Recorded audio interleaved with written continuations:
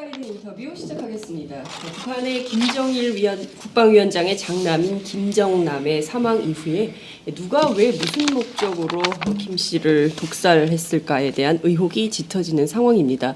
수많은 정보들이 말레이시아 발로 쏟아지고 있지만 과연 다 믿을 만한 팩트인가에 대한 의문도 있는 상황입니다. 이 문제를 좀 짚어봐야 될 것 같고요. 뿐만 아니라 현재 국회에는 공영방송의 지배구조 개선 을 위한 법률 개정 논의가 진행 중에 있습니다. 오늘은 국회 정보위원이시자 미래창조과학방송통신위원회 위원이신 더불어민주당 신경민 의원 모시고 자세한 말씀 들어보도록 하겠습니다. 의원님 어서 오세요. 네, 오랜만입니다. 네, 안녕하세요. 정말 오랜만에 그렇게 됐습니다. 저희 스튜디오에 나와 주셨습니다. 잘 지내셨습니까? 네, 뭐 대선 전국이라서요. 네. 조용히 네. 관찰하고 있습니다. 정말 그 정신없이 돌아가는 상황인 것 같습니다. 막 국내 현안도 많고 또 지금 보면 그 남북 관계와 관련된 이슈도 있고 북한 미사일의 네. 동북아 정세가 네. 정신이 없고 해서 흡사 어떤 사람들은 지금 구한 말이냐 정세가 요동치고 있다 이런 걱정들을 하시고 계신 것 같습니다.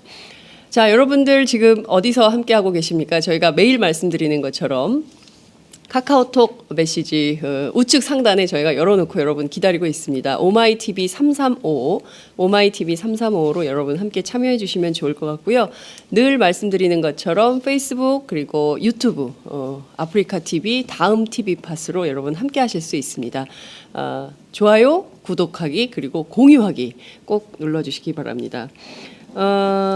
심각한 뉴스들이 너무 많아가지고요. 하나하나 좀 짚으면서 가야 될 것 같은데요. 우선 어제도 국회 정보위가 열렸죠. 네, 어저께 10시부터 12시까지 2시간 열렸습니다. 그렇군요. 김정남과 관련된 내용이 핵심이었겠어요. 네, 어제는 뭐 거의 90% 이상 김정남을 물었고요. 네. 하루 전날인 그저께는 북한의 네. 미사일 발사 가지고 네. 약 1시간 동안 했고요.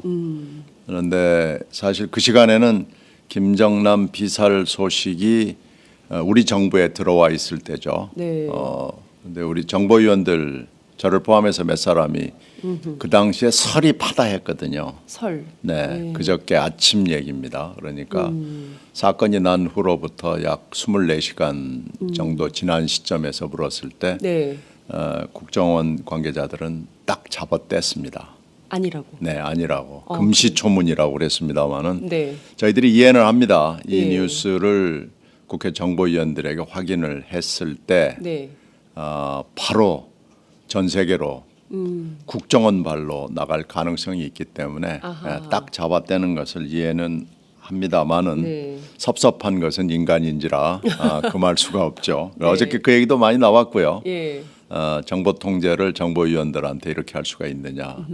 그런데 그 당시에 이미 피살 24시간이 지난 시점에 우리나라의 언론사를 포함해서요. 네. 상당히 많은 사람들이 피살설에 접하고 과연 이런 일이 일어났겠느냐라고 했습니다마는 사실이었고요. 네. 말레이시아 정부가 발표하기 전까지는 우리 정부 관계자가 발표를 하거나 확인하지 않는다라는 그 PG라고 그러죠. 네. 프레스 가이던스에 따라서 움직이고 있었기 때문에 네.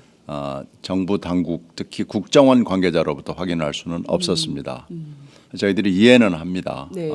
이 뉴스의 엄중성이나 여러 가지 파급 효과를 봤을 때 국정원이 그렇게 움직였다는 것은 이해합니다마는 네. 아까 말씀드린 대로 뭐 그렇게밖에 할 수 없었느냐 꼭 금시초문이라고 답을 했었어야 되느냐라는 데 대해서 어제 많은 질타가 있었습니다. 그렇군요.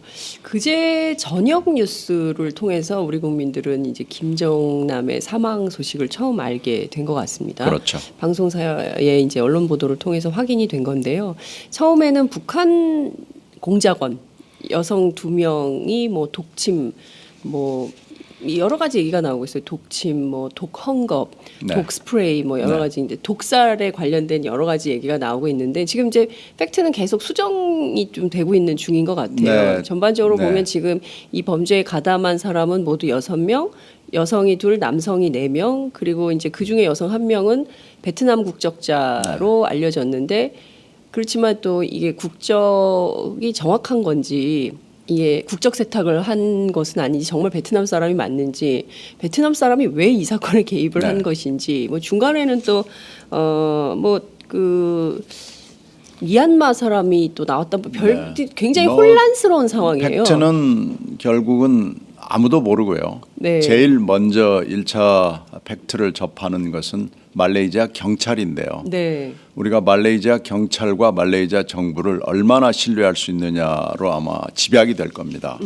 네, 말레이시아는 아시다시피 영국 지배를 오래 받았고요. 네. 그리고 선한 독재인지 독재가 선한 게 있는지는 하여튼 모르겠습니다만은 네. 선한 독재의 정치하에서 오래 있었고 그리고 실제로 방문을 해보면 네. 굉장히 발전된 나라입니다. 경제적으로도 네. 그렇고요. 정치적으로는 어떨지 모르겠습니다만은 경제 사회적으로는 네. 대단히 안정돼 있고 발전돼 있는 나라로라는 인상을 받죠. 네. 그래서 말레이시아 경찰이 영국 경찰의 전통을 이어받아서 이번 사건 수사를 엄정하게 할 수 있을 것인지가 제일 큰 관건입니다. 그리고 네. 말레이시아는 남북한 동시 수교국이거든요. 네. 현재 북한 공관이 거기서 상당히 활동을 열심히 크게 하고 있는 나라고요. 지금 어제 그 부검에서도 보셨겠습니다마는 그 대사가 강대사죠. 네, 강대사가 강철 현장을 왔고 네. 그리고 이 소식을 접한 뒤에 북한 공관이 굉장히 분주하게 움직였다고 그럽니다. 그런 여러 가지로 봐서 그 외교 관계도 네. 이번 사건에서 상당히 중요한 요인이 아닐까 이렇게 생각이 돼서요. 그러니까 지금 이 말레이시아의 경우에는 그러니까 남한과 북한 네. 어느 쪽하고 더 친소 관계가 깊다고 봐야 됩니까? 역시 무역 관계나 정치 관계를 봤을 때는 우리 쪽에 우호적인 것은 분명하지만 네. 북한과의 관계도 저버리지 않고 있다 이렇게 보면 되거든요. 그러니까 그 외교 관계 때문에 네. 아마 수사를 더 엄정하게 할 수 있으리라고는 생각합니다만은 그러나 약간의 마사지 외교 관계를 고려해서 네. 실제 수사와 알려주는 또는 언론에 알려주는 네. 이런 팩트와의 관계는 어떻게 될지 잘 모르겠습니다. 그렇군요. 어찌됐든 지금 말레이시아에서 나오는 수많은 정보들을 이제 지금 공식 브리핑은 아직 없는 것 같아요. 그러니까 기자들을 통해서 이제 전달되는 내용들이 조금씩 있는 거죠. 짤막한 얘기밖에는 지금 없는데요. 네. 아마 틀림없이 함구령이 경찰은 물론이고 네. 공항 전체에 내려져 있기 때문에 지금 나오는 소식은 당분간 네. 약간 좀 혼선을 줄 정도로 왔다 네. 갔다 할 가능성이 대단히 높습니다. 그렇군요. 그러니까 그 우리 정부도 굉장히 기민하게 움직이고 있는 걸로 보이기는 하는데요. 우리 정부 관계자도 김정남의 시신을 이 저기 뭐야 들어가서 본 것 같긴 하더라고요. 확인을. 최초에 부검 전에 네. 시신을 확인을 했느냐는 부분이죠. 네. 사진으로는 일단 봤고요. 그 정보위원들도 네, 네. 보셨습니까? 아니 저는 안 봤습니다. 저희들은 안 봤습니다만은 예, 예. 우리 정부 관계자들은 정부 사진으로 관계자. 김정남이 맞느냐는 부분이 예. 어떻게든 팩트 확인의 시초가 아니겠어요. 그렇죠. 예.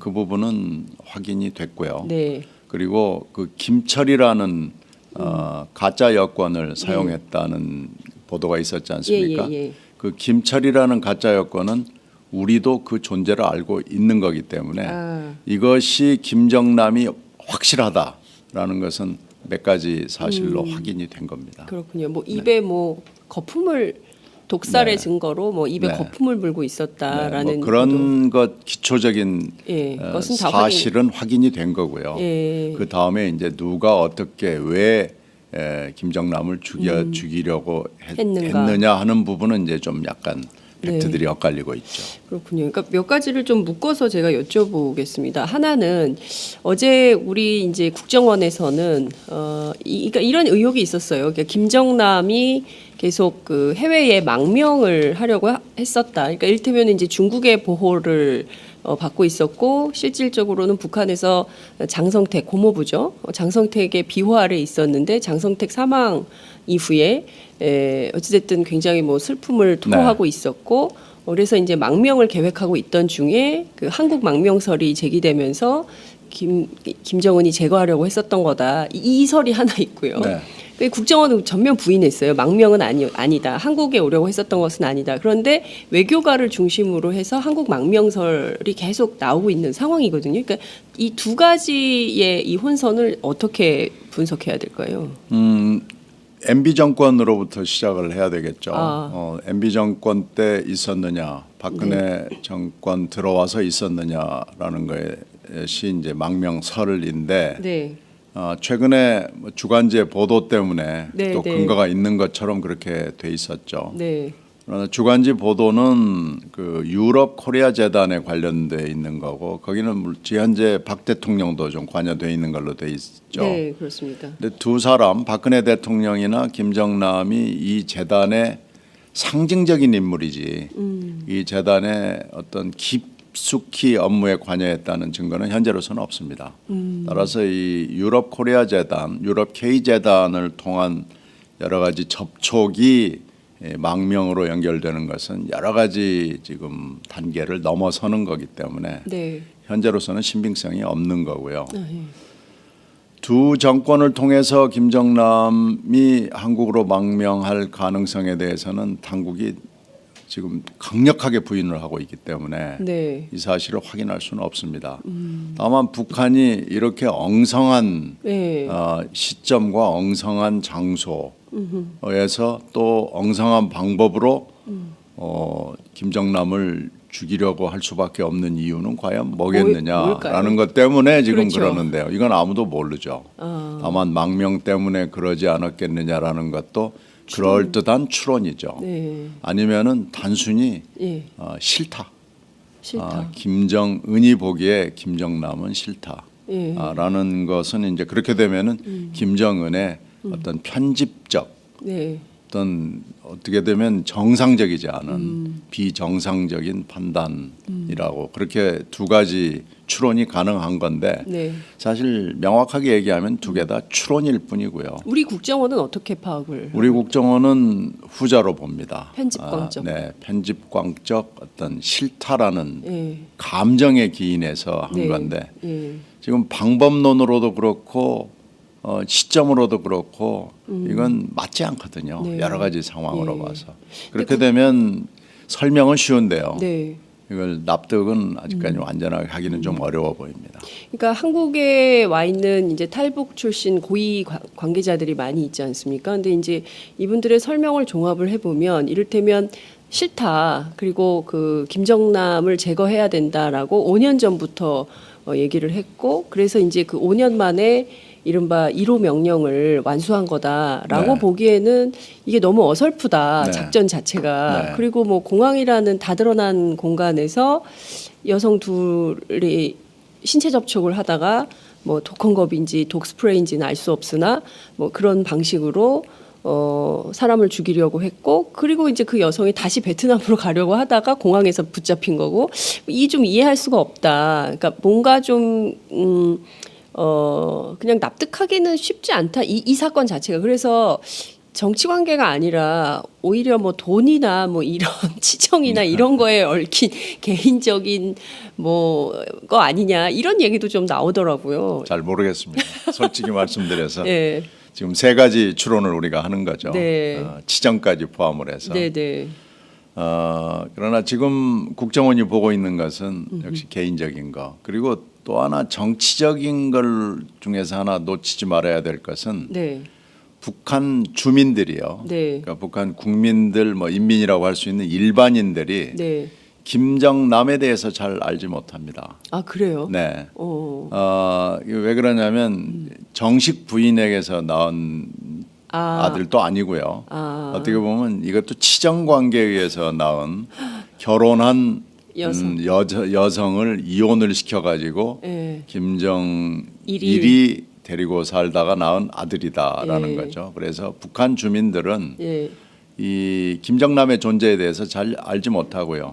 김정남은 잠깐 북한에서 요직을 차지한 적은 있습니다만은 네. 현재는 손발이 다 잘려서 추종 세력이 단 한 명도 존재하지 않는 북한 내부에 네, 정치적으로 이미 거세가 된 사람입니다. 김정남은 네, 그렇기 때문에 김정남이 정치적으로 무슨 위협이 될 정도의 일을 최근에 할 수도 없고 하지도 않았고 지금 목숨을 구걸하고 있는 그러니까요. 상황이기 때문에 예. 김정남을 정치적으로 제거해야 될 하등의 이유가 없습니다. 네.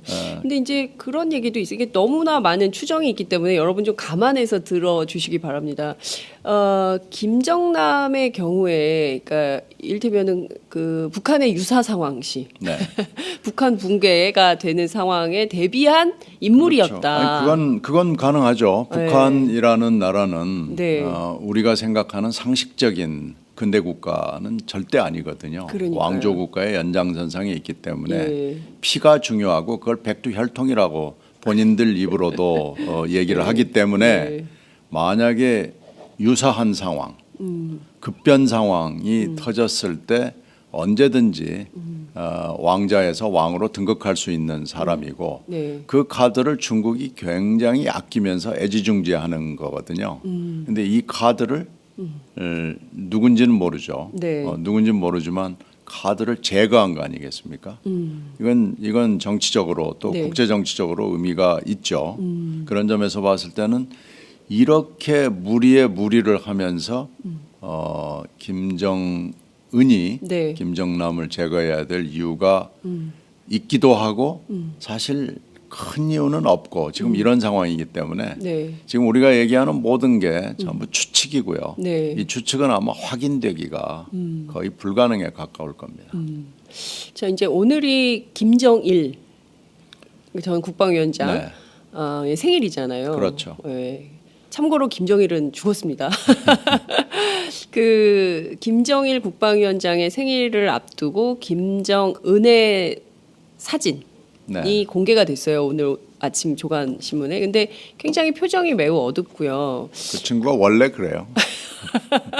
원래 표정이 네. 어두운 거. 그 미사일 실험할 땐 굉장히 환하게 웃는 가끔 기분 좋게 웃고 그런 건가요? 평상시에는 원래 계속. 젊은 사람치고는 표정이 뚱한 편이죠.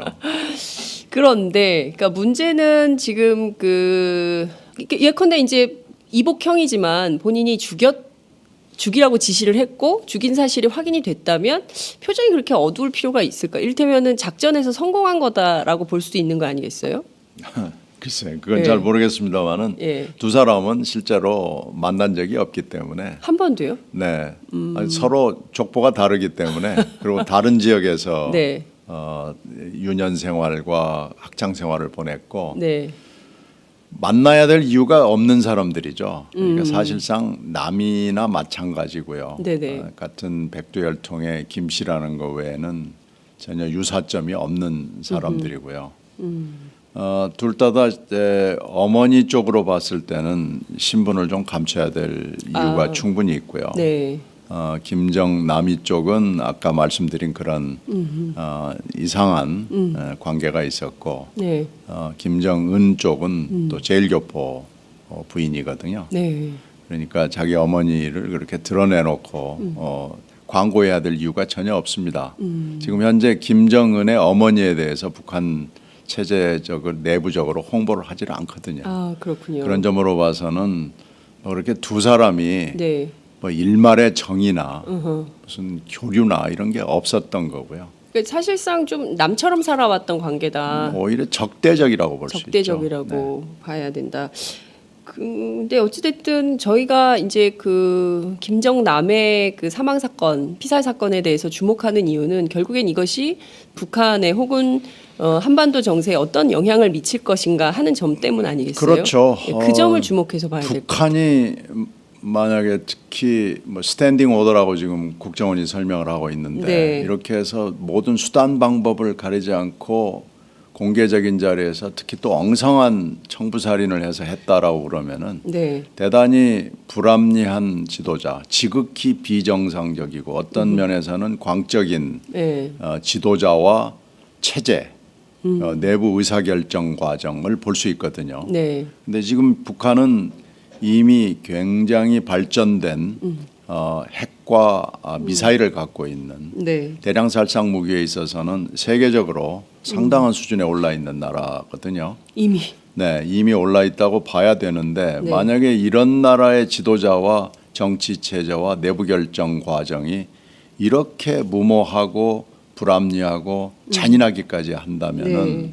우리가 어떻게 이런 나라하고 대화를 할 수 있는 것인지, 네. 대화가 가능한 것인지, 뭐 이런 여러 가지 정치적, 국제 정치적 의미를 생각해봐야 되는 시점인 것 같습니다. 그래서 네. 이 사건의 추이도 역시 정치적 의미를 가질 수밖에 없는 거고요. 여기에 우리가 주목을 해야죠. 네, 그러니까 두 가지를 동시에 좀 지켜볼 수밖에 없는데요. 하나는 그에 앞서서 북한이 북극성 2호 이것도 뭐 무수단급이다, 뭐 노동급이다 여러 가지 막 굉장히 추정이 많다가 결국에는 북극성 2호로 이게 딱 정리가 된 건데요. 미사일 네. 발사가 있었고 그리고 나서 이제 김정남 사망 사건이 이렇게 겹친 건데요. 두 개가 연관성이 있을까요? 두 사건의 연계 관계가 현재로서는 좀 뭐 어떠합니까? 특별한 연관성을 찾지는 못하겠습니다. 네. 이거 하나는 테러고 이 테러는 우발적이건 계획적이건 간에 다른 트랙으로 가는 거고요. 이 미사일 부분은 핵과 미사일로 해서 무기 개발로 가는 거기 때문에 네. 물론 결정은 뭐 어떻게 됐는지 모르겠지만은 예. 이 두 개가 아주 치밀한 계산하에 된 거다라는 가정에 대해서는 증거를 찾지 못하겠어요. 네. 두 개가 다 의미 있고 중요한 사건인 것은 분명하고요. 네. 그러니까 이를테면 지금 하나하나 좀 구분해서 보면 하나 정리를 좀 하고 매듭을 짚고 넘어가면 이제 김정남 사망 사건은 어떤 것이다라고 딱 규정을 할 수는 없지만 지금 현재 네. 나오는 정보들이 계속 속속 새로운 정보들이 나오고 있기 때문에요. 그렇지만 이것이 뭐 남북 관계 혹은 북중 관계 뭐 이런 데 큰 영향을 미칠 만한 것은 되나요? 이를테면 일부 보수 언론들은 김정남을 중국이 그 보호하고 있었기 때문에 이것이 그 북한에 대해서 북한이 중국에 도발한 것으로 이해하고 그러니까 가뜩이나 미사일 때문에 신경 쓰이는데 자신들이 보호하고 있던 김정남에 대해서도 테러를 했다면 이 자체로 중국을 자극하는 행위로 인식하지 않겠냐. 중국이 기분 좋을 리 없죠. 중국이 이 김정남을 그 사이에 보호해 왔다는 것은 뭐 온 세상이 다 아는 공개된 비밀이고요. 네. 북경에 있는 그 첫 번째 부인 그리고 마카오에 지금 현재 살고 있는 두 번째 부인과 김정은은 주로 마카오에 있었으니까요. 김정남은요. 네. 그러니까 뭐 그 마카오와 북경을 네. 다 보호하면서 말하자면 예비적 상황, 예비 급변 상황에 대한 예비적 카드 아니겠습니까? 예. 이걸 계속 중국이 외교적, 국제정치적 카드로 생각하고 있었다는 건 사실 공개된 비밀이고요. 네. 중국 정부가 확인만 하지 않을 뿐이죠. 네. 그렇기 때문에 중국이 기분이 좋을 리야 있겠습니까? 그러나 이걸 가지고 북중 관계에서 무슨 결정적인 계기를 만들고 이럴 것 같지는 않지만요. 아마 섭섭한 얘기 그리고 어느 순간에 어떤 카드로 쓸 가능성은 충분히 있다고 봐야죠. 그러나 중국은 외교적으로 네. 어떻게 보면 굉장히 침착한 나라고요. 아 그래요. 네, 중국은 외교에 관한하는 타의 추종을 불허하는 여러 가지 카드를 갖고 여러 가지 기지를 갖고 있는 나라이기 때문에 네. 중국의 외교가 그렇게 밖으로 화를 내고 이런 것을 드러날 수 있게 행동을 하지는 않습니다. 그렇군요. 어쨌든 이 사건 저희가 뭐 주목해서 속속 들어오는 정보를 토대로 해서 더 살펴보기로 하고요. 이 문제를 좀 얘기해야 될 것 같아요. 그러니까 지금 사드 문제가 또다시 그 굉장히 핵심 쟁점으로 한국 정치에 등장하고 있는데요. 그 이유는 이 앞서 말씀드린 그 북한이 발사한 미사일 때문에 그런 것이죠. 그렇죠. 예, 이러고도 사드 배치를 안 한다고 야당 의원들이 버틸 거냐? 이게 이제 오늘 아침 조선일보 사설이기도 한데요. 뭐 그렇게 몰아가고 있네요. 근데 이제 과연 그러면 지금 북한이 발사한 북극성 2호를 사드로 막을 수 있는 거냐 이런 분석이 좀 필요할 것 같아요. 의원님께서는 좀 어떻게 분석하고 계십니까? 지금 우리가 미사일에 대해서 네. 분석을 한 것을 이번에 정부 대응을 제가 보면서 느끼는 건 우리가 사실은 일반 국민들, 평범한 국민들은 외교와 안보에 대해서 어떻게 느끼시는지 제가 잘 모르겠습니다만은 외교와 안보 없이 살아갈 수 없는 나라에 우리가 태어나서 살고 있는 겁니다. 불행하게도 분단이 됐고 이 분단된 한쪽이 핵과 미사일에 있어서 하여튼 자력갱생을 하는지 뭐 어떻게 되는지 내밀한 내용은 우리가 모르겠습니다만은 이번에 쏜 북극성 2호 발사를 보면 북한은 핵뿐만 아니라 미사일에 있어서도 근래에 네. 굉장히 그 빠른 속도로 업그레이드를 하고 있고요. 이번에 미사일은 콜드 런치를 하고 네. 고체 연료를 썼고 궤도형을 썼고 또 비행 속도도 빠르고요. 네. 지금 공식적으로 합참과 국정원이 다른 데이터를 내놓고 있기 때문에 그래요? 정확하게는 모르고 있습니다만은 하여튼 일치되는 것은 네. 업그레이드가 됐다는 거죠. 미국은 아직도 확정적인 수치를 내놓고 있지 않습니다. 미국은 네. 분석 중이고요. 예. 이게 뭔가 지금 있다는 얘기입니다. 네. 바로 수치를 내놓지 않고 있다는 거요. 네. 콜드 런치를 했다라는 것은 무슨 얘기냐면은 대개 미사일이 발사하면서 바로 그 엄청난 열기가 나오는데 네. 이것을 공중에서 발사 이후에 점화를 했다는 것은 한 단계 발전된 거고요. 네. 고체 연료를 썼다는 게 이제 더 문제입니다. 이건 뭐냐면은 고체 연료와 액체 연료는 너무나 다릅니다. 액체 연료는 며칠 전부터 액체를 주입을 해야 되고요. 네. 그 액체를 넣기 위해서 특히 미사일이 큰 경우에 액체 주입구까지 그 가설을 해야 됩니다. 일종의 사다리죠. 네. 그러다가 보면서 우리 그 인공위성이나 예, 우리 위성의 그 포착이 위성이 포착이 되면서 이거 뭔가 움직임이 있다. 움직임이 있고 뭐 예. 큰 걸 쏘려고 그러는구나 이렇게 해서 알거든요. 맞습니다. 그러니까 디텍트가 가능한 겁니다. 충분히 사전에. 네. 그래서 선제 공격도 말하자면은 가능하다는 얘기죠. 군사적으로. 네. 우리가 선제 공격을 하느냐 안 하느냐는 너무나 엄중한 결정이기 때문에 네. 물론 그걸 하기로 결정하는 것은 또 다른 차원의 문제지만요. 언제든지 요격을 할 수 있고 미리 공격도 할 수 있다는 것이 군사적으로 가능한데 네. 고체 연료를 썼다, 콜드 런치를 했다라는 것은 네.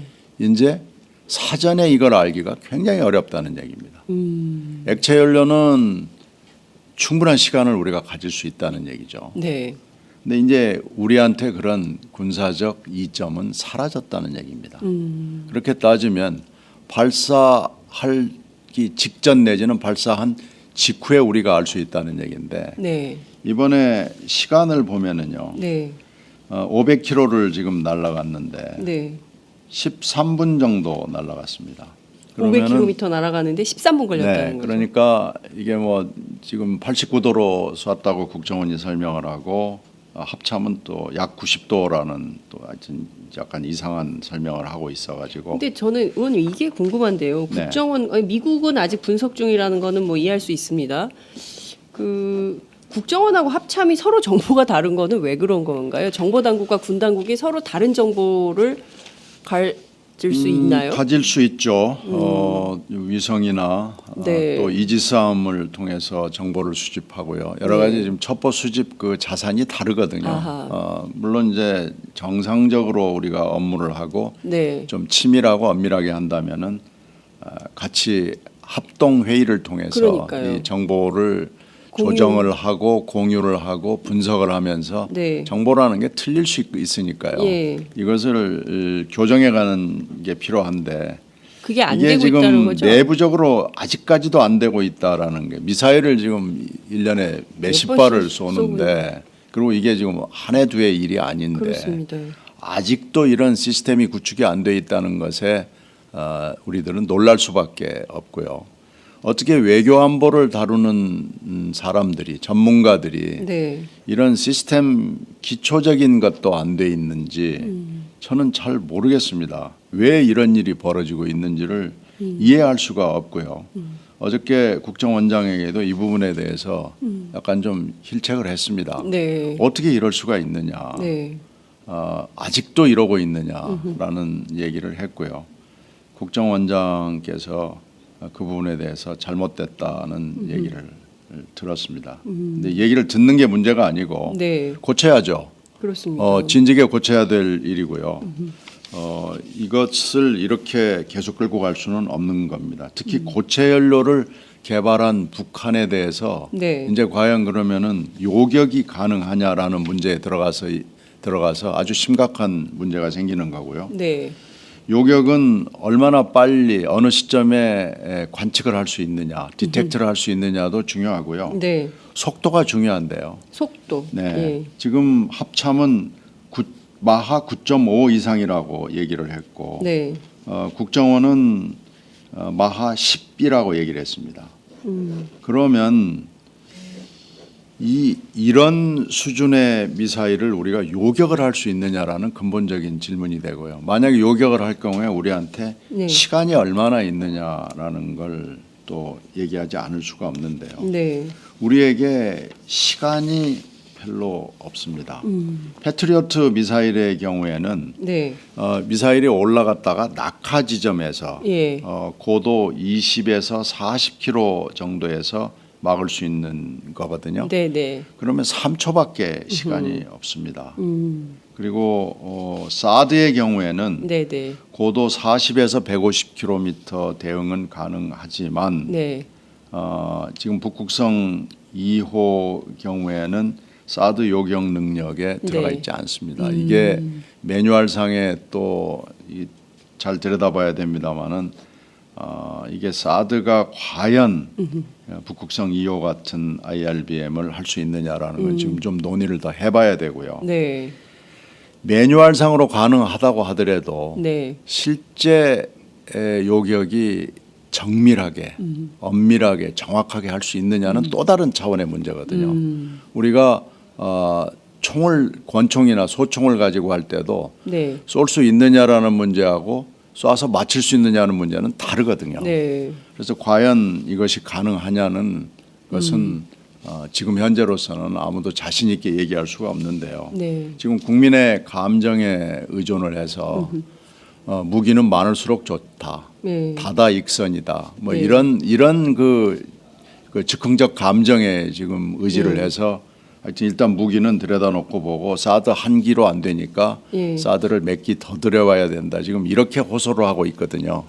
그러니까 이건 자 다다익선이 좋으냐 예. 아니면은 우리 정보 우리가 당국이 그렇게 얘기하는 네, 겁니까? 우리 지금 정부는 많을수록 좋다고 보는 거고요. 여당은 이 편을 드는 거죠. 네. 근데 과연 우리가 애국이라는 관점에서 또 안보라는 관점에서 봤을 때 과연 그럼 어떤 것이 애국이고 어떤 게 진짜 안보냐라고 이렇게 정확하게 물어보면은요. 우리가 이것을 요격하는 것이 매뉴얼상으로 가능한 것과 실제로 가능한 것과도 엄숙하게 좀 구분을 해야 되고요. 과연 그러면은 어떤 무기 체계를 우리가 가져야 되느냐? 네. 우리가 요격만으로 충분하지 않다. 네. 요격이 매뉴얼상으로 가능하다는 것도 지금 확증이 안 돼 있는 상황이 있거든요. 네, 네. 그렇다면은 우리나라 안보를 위해서 어떤 무기 체계를 가져야 되느냐라는 걸 심사숙고해서 결정을 해야 됩니다. 네. 그런데 지금 국방부는 입만 열면 킬체인도 고체 연료 이동식 발사대 가능하다고 지금 장관은 그렇게 얘기를 계속 지금 한민구 장관뿐만 아니라 역대 장관들이 그렇게 얘기를 해 오고 있고요. 네. 또 KAMD를 하면은 개발이 성공되면은 가능하다 그러면서 KAMD를 지금 가고 있죠. 네. 이건 2020년대 중반 얘기입니다. 앞으로 10년 가까이 걸리는 얘기고요. 또 뭐 엄청난 기술과 예산과 여러 가지 시스템 구축이 필요한 거고요. 네. 지금 요격 그러니까 방어용 요격이 어디까지 가능한지에 대해서 사실상 기술적 검토는 좀 완벽하지 않는 상황입니다. 근데 지금 어찌됐든 뭐 이렇게 미사일 발사를 북한이 하고 있고 그리고 그에 따라서 최소한 사드라도 갖다 놔야 한반도의 정세 불안이 없어지는 거 아니냐, 안보 불안이 없어지는 거 아니냐라고 박근혜 정부와 새누리당 아니 네. 그 자유한국당이죠. 이런 네. 주장을 하고 있지만 실제로 동북아의 이렇게 군비 경쟁이 가속화되는 것이 한반도의 평화를 가져오는 길이냐? 그게 아니라 남북 관계의 대화와 협력, 뭐 새로운 방향 전환, 일종의 이제 그 햇볕 정책 뭐 이런 방향으로 가는 것이 더 중요한 거 아니냐? 이런 반론도 가능할 것 같아요. 그러니까 전략의 변화 이런 건 필요 없을까요? 그건 이제 외교 정책의 문제죠. 예. 근데 외교와 국방은 뭐 같이 가는 거고요. 네. 국방만 뭐 갈 수도 없는 거고요. 네. 이제 외교적 정책이 지금 MB 정권 이후에 수정이 된 거거든요. 네. 그거에 대해서 뭐 토론을 했어야 되는데 네. 그 이제 퍼주기라는 그 세 글자 때문에 지금 그 외교적 토론이 제대로 벌어지지 않았죠. 네. 그 국방은 계속해서 국방의 논리로 지금 가고 있고요. 근데 지금 요격 부분, 네. 근데 요격 부분에서 지금 심각한 도전을 우리가 받고 있는 겁니다. 네. 북한의 미사일이 많이 발전이 돼 있고 또 북한 미사일도 미사일이지만 장사정포에 대해서는 그러면 어떻게 대응해야 되느냐라는 문제가 있고요. 네. 지금 만약에 북한이 공격을 해올 경우에 그러면은 요격은 요격이지만 네. 반격은 얼마나 가능한 거냐라는 거에 대해서도 충분한 토론이 아직 돼 있지 않습니다. 그렇죠. 특히 미사일만 우리가 집중해서도 안 되고요. 장사정포는 실질적 위협이기 때문에 네. 그 장사정포에 대해서는 무슨 방법이 있느냐라는 거에 대해서 네. 충분한 토론이 지금 있지 않습니다. 그러니까 지금 뭐 이를테면 수도권의 경우에는 패트리어트 미사일 방어로 얘기를 하고 있고요. 말씀 주신 대로 지금 그 사드는 이를테면 지금 이번에 북한이 발사한 이 미사일의 경우에는 사드는 날아오르는 미사일을 격추시키는 거잖아요. 근데 그게 방향이 막 전환됐을 때 이게 과연 적중률 같은 것이 확인이 될 수 있는 거냐라는 문제도 있을 것 같고요. 특히 이제 사드 같은 경우에는 실전에 배치해서 실험해 본 적이 없기 때문에 그냥 갖다 놓는다고 해서 뭐 심리적으로 위안은 되겠지만 이게 현실적으로 전쟁이 일어났을 때 우리에게 정말 그 적합한 무기가 될 수 있는 것인지도 좀 토론이 필요한 거 아닐까요? 요격이라는 건 사실 대단히 어려운 개념입니다. 이 넓은 네. 대명 천지를 뚫고 네. 미사일이나 날라오는 거 아니겠어요? 예. 그것을 요격한다는 것은 예. 개념상으로는 가능합니다만은 예. 현실적으로 실질적으로 과연 네. 얼마나 네. 정확성을 갖느냐라는 건 네. 미국도 자신 있게 얘기하지 못하고요. 예. 그 사람들도 이게 설명하는 걸 들어보면 가능성을 높여가는 것이 최선의 방책이다라고 얘기를 하는 거죠. 그래서 요격만 가지고는 충분한 방어나 국방이 되지 않습니다. 그렇군요. 결국은 반격이죠. 반격. 예. 1차 반격, 2차 반격 뭐 네. 이런 거고요. 제일 중요한 건 거기까지 가는 상황을 막는 게 중요한 거기 그러니까요. 때문에 예. 외교의 힘이 이제 거기서 발휘되는 거죠. 그래서 이런 문제를 총체적이고 종합적으로 사고하고 대응할 수 있는 정치권이 필요한 거죠. 그러니까요. 그래서 정권이 중요한 겁니다. 정권이 네. 그래서 정권 교체가 네, 중요하다. 그래서 정권 교체가 중요합니다. 이런 말씀을 좀 주셨습니다. 네. 오늘 뉴스가 굉장히 많습니다. 이제 김정남 사망, 피살, 그다음에 이제 북한 미사일 이것도 있지만 오늘 뭐 삼성전자 이재용 부회장 네. 영장 재청구 때문에 특검 출석했다가 지금 법원으로 향하는 장면 여러분 함께 보셨고요. 그리고 이제 잠시 뒤에 이재용 부회장이 이 법원에 도착해서 영장 실질 심사를 받게 되고요. 또 다른 한편으로는 이제 청와대 압수수색에 대한 네. 그 서울행정법원의 네. 결정이 오늘 나오는 날이고요. 오늘 정말 여러분 바쁘게 팟짱을 주목하시면서 하루의 일정을 함께 하셔야 될 것 같다는 생각이 좀 드는데요. 저희가 조금 그림이 들어오면 말씀을 좀 전해드리도록 하고요. 지금 뭐 검토해야 될 이슈가 너무 많기 때문에 제가 이거는 꼭 좀 여쭤봐야 될 것 같아요. 네. 국회 상황인데요. 네. 어제 국회 환노위가 파행이 됐어요. 네. 그 삼성 백혈병과 관련된 문제, 피해 문제, 그 다음에 MBC 노동조합 탄압 문제, 그리고 이제 이랜드파크 부당노동 행위에 대한 청문회를 결정을 했는데 이것을 문제 삼아서 자유한국당이 전체 상임위 보이콧하겠다 이런 네. 주장을 하고 있습니다. 오늘 미방위는 열립니까? 오늘 원래 미방위 열려야 되죠. 원래 지금 열어야 되는데요. 네. 어저께 미방위원장이 네. 새누리당 신상진 의원이죠. 네. 미방위를 열지 않겠다고 일방적으로 통보를 했습니다. 이유는 뭡니까? 그 환노위 사태. 환노위 사태로 해서 국회가 사실 지금 좀 전면 중단 상태에 들어가 있는 겁니다.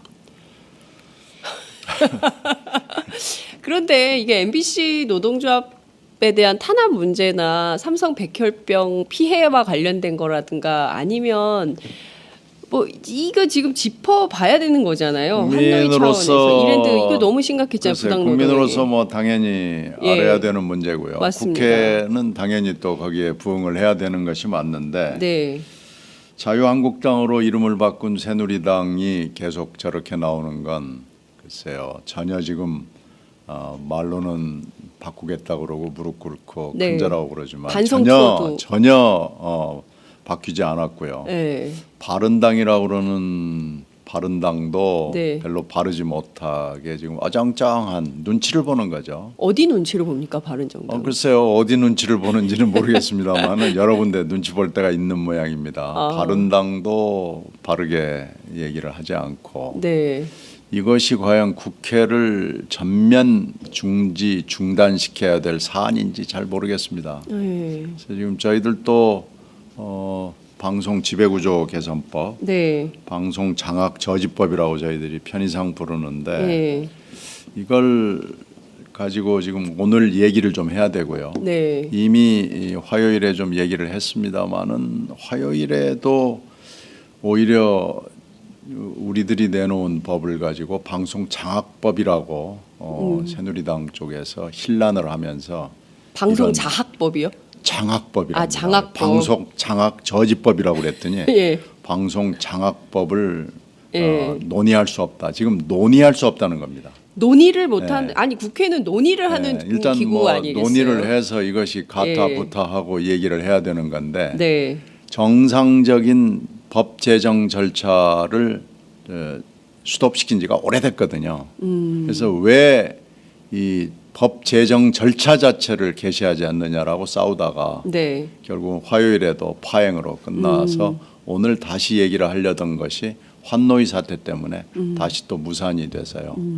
지금 이 방송 지배구조 개선법은 사실 최소한의 요구거든요. 최소한의. 네, 예. 이건 방송을 공영방송을 진짜 이름 그대로 공영방송답게 하기 위해서는 여러 가지 제도적 개선과 개혁이 필요한데 네.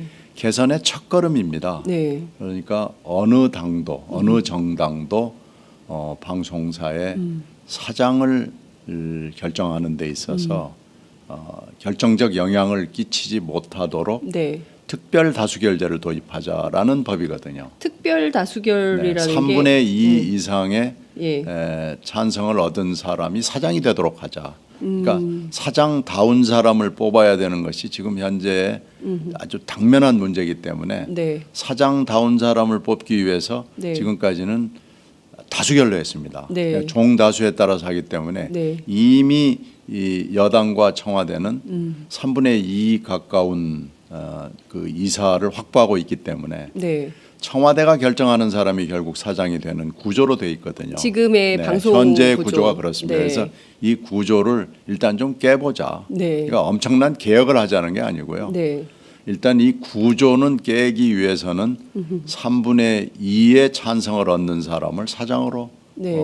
임명을 하도록 하자라는 것이 이 법의 취지입니다. 그래서 방송 지배구조 개선법이라고 얘기할 수 있죠. 네. 근데 이것을 논의를 못하겠다는 겁니다. 논의 자체를 못하겠다. 논의 자체를 못하겠다는 거고 사실 이 법은 20대에 들어와서 네. 갑자기 나온 법이 아니고요. 네. 19대 때 제가 미방위 시절에 네. 이미 이것을 대충 공청회도 하고 뭐 법적 절차 필요한 걸 다 해서 네. 성안이 돼 있었던 것을 네. 결국은 이게 불임이 됐거든요. 19대 때에서. 네네네. 20대 다시 내놓으면서 발의를 162명을 했습니다. 그러니까 국회의원 162명이 발의한 162명이 발의한 와. 법이기 때문에 네. 사실 본회의에 올라가기만 하면 바로 통과되는 법이고요. 네. 지금 현재 MBC가 후임 사장 선임 절차에 들어가 있죠. 네. 이미 공모는 마쳤거든요. 네네.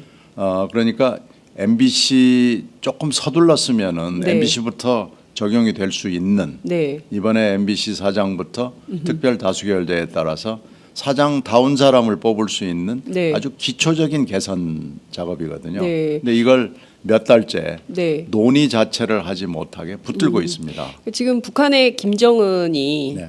김정남이 싫다 하는 것처럼 이 법안을 논의하는 것 자체가 싫다 이런 건가요? 근데 글쎄 이제 뭐 지금 국민들이 비유가 적절한지 모르겠습니다만은 공영방송 지배에 대한 꿈과 미련을 버리지 않고 네. 계속해서 MBC도 장악하고 KBS도 장악하고 하겠다는 의도밖에 되지 않습니다. 그래서 정권 교체와 상관없이 네. 우리는 하고 싶다. 네. 공영방송답게 네. 만드는 최소한의 개선 조치다. 개혁까지도 가지 않는다라고 네. 지금 얘기를 하죠. 지금 이제 특별다수제라는 것이 이제 국민들한테는 조금 낯설게 들릴 네. 수도 있거든요. 그러니까 지금에는 예컨대 이제 MBC 사장을 뽑으려면 방문진 방송문화진흥회라는 네, 이사회가 방문진이 9명으로 구성이 되어 있고요. 네. 6명이 여권에서 추천을 하고 3명이 야권. 야권에서 추천을 하기 때문에 네, 6대 3이에요. 네, 6대 3이니까 네. 6대 3이면은 뭐든지 만들어낼 수 있잖아요. 그러니까 그렇죠. 사장도 만들어내는데 친여적인 인물 네. 내지는 함량이 매우 부족한 인물도 MBC 사장이 될 수 될 수 있는 있는 구조로 돼 있고 예. 실제로 MBC가 그래서 망가진 단초가 여기에 있거든요. 그렇습니다. KBS도 그런 거죠. KBS도 숫자만 다를 뿐 똑같습니다. KBS 이사회가 이사회가 똑같이 11명으로 돼 있는데 거기도 네. 마찬가지입니다. 예, 그러니까 요거를 특별다수제로 하면 어떻게 바뀌는 겁니까? 그러니까 이사회 구성이. 이사회 구성 이제 숫자를 뭐 늘리는 안도 있고 네. 그냥 현재대로 하자는 안도 있습니다만은 네. 그냥 가령 9명을 그대로 한다고 그러면은 네. 6명 이상을 얻어야 되고요. 네. 지금 안 중에는 네. 11명으로 해서 네. 7대 4로 바꾸자라는 안이 있기 때문에 네. 아무도 그 3분의 1을 갖지는 네. 못하는 거죠. 그러니까 인물을 가지고 논할 수 있는 구조가 되는 거죠. 네. 이 사람이 여야로부터 같이 지지를 받아야 사장이 되는 거지 어느 한쪽의 지지를 받아가지고는 사장이 될 수가 없는 구조를 만들어낸 겁니다. 그래서 이것을 방송 지배구조 네. 개선을 위한 첫 번째 작업이라고 그래서 특별 다수결제를 인사에 관해서 적용을 하자는 취지입니다. 네. 그러니까 이게 그 이사회 구성은 똑같이 9명이거나 11명인데 이 3분의 2 찬성이 있는 사람만 네. 사장 선출이 될 수 있도록. 그렇죠.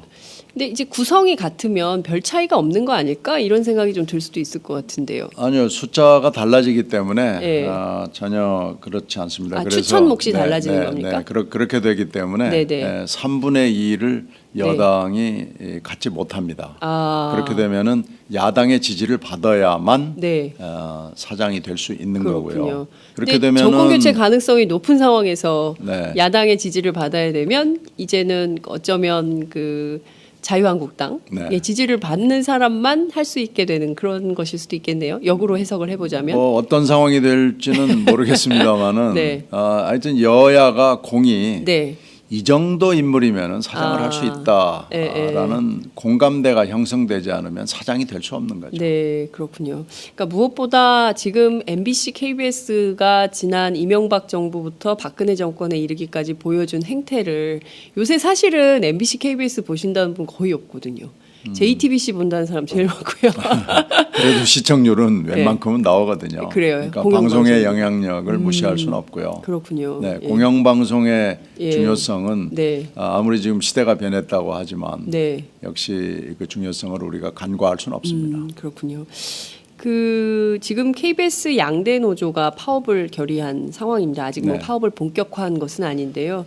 이 지배구조 개선에 대해서 본격적으로 좀 논의를 해보겠다는 게 KBS 노동조합의 입장인 것 네, 같습니다. KBS도 뭐 MBC나 지금 똑같은 입장이거든요. 네. 지금 현재 KBS 사장을 포함해서 네.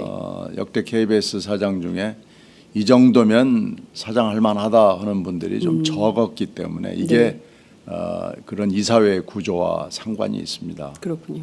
그래서 물론 이사회 구조를 바꾼다고 해서 완벽하다고는 저희는 전혀 생각하지 않고요. 네. 근본적인 개혁과 개선이 필요하고요.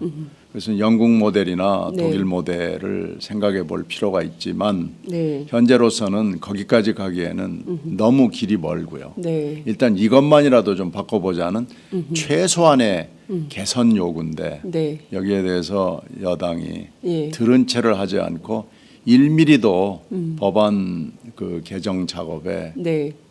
동의하지 않습니다. 그래서 이걸 브레이크를 아주 센 걸로 잡아놓고 전혀 진행을 시키지 않아서 이제 그 저희들이 갈등이 있었고요. 네. 첫 번째로는 정상적인 방법은 소위로 돌려서 네. 법안 소위에서 다시 미방위 전체 회의로 와서 본회의로 올라가야 되죠. 네. 그 사이에 물론 법사위 거쳐야 되고요. 네. 그런데 이 길을 원천 봉쇄해 버렸어요. 법안 소위로 돌리는 것 자체를 반대했기 때문에 네. 저희들이 이제 길이 없습니다. 안건조정위원회에 돌리는 방법하고 패스트 트랙으로 가는 방법 네. 그리고 의장의 직권상정 네. 뭐 이런 걸 모색을 하다가 다 여의치 않아서 안건조정위에 회부를 했거든요. 네. 그럼 안건조정위는 여야 안건조정위원을 선임해야 되는데 네. 여당이 안건조정위원을 선임 자체를 하지 않는 겁니다. 그러니까 또 브레이크를 잡은 거죠. 참 이게 그래서 지금 방법이 없습니다. 그러니까 국회 선진화법에 따르면 지금 이게 되는 거가 없는 것 같아요. 그러니까 안 되게 막는 장치는 되게 많은데 그렇죠. 뭐가 되게 되는 것은 없기 그렇죠. 때문에 이게 지금 상당히 문제가 있는 것 같다. 이게 뭐 미방위뿐만 아니라 여러 그 상임위가 다 비슷한 문제를 좀 앓고 있는 측면이 있는 것 같은데요.